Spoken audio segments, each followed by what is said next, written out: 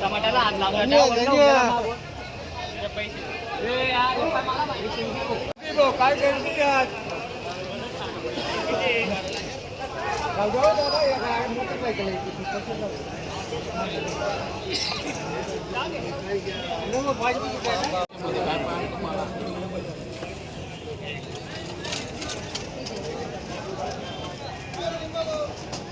दोघी जण एक एक येत आहेत का तुम्ही? नाही, एक मध्ये दोन आहेत.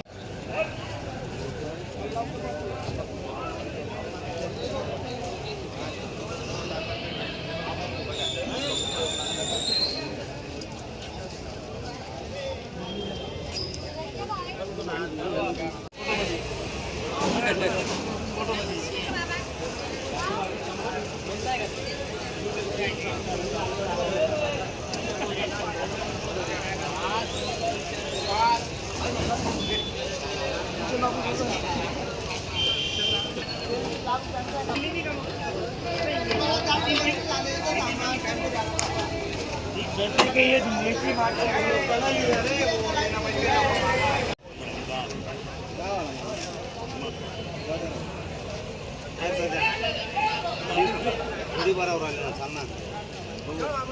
घेतले ना बायाला, घेतला शॅम्पूला घेतला.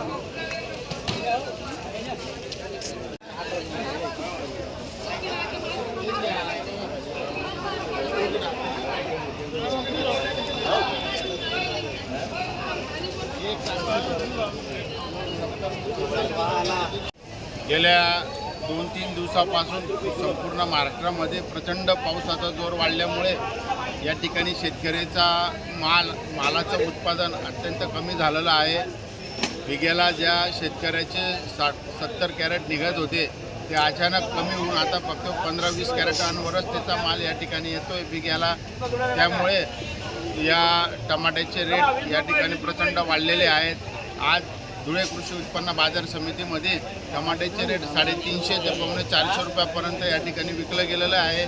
तोच भाव 2 ते 3 दिवसापूर्वी मात्र 100 आणि 150 रुपयापर्यंत विकला जात होता तो टमाटा, आणि आज आवक कमी झाल्यामुळे तो 350 ते 450 रुपयापर्यंत विकला गेलेला आहे. तसेच इतर भाजीपालाही या ठिकाणी त्याचे भाव वाढलेले आहे. पावसामुळे जे गिलकं या ठिकाणी 25-30 रुपये जात होतं ते 50-55 रुपये किलो जातं आहे. कोथिंबीरचा भाव वाढलेला आहे.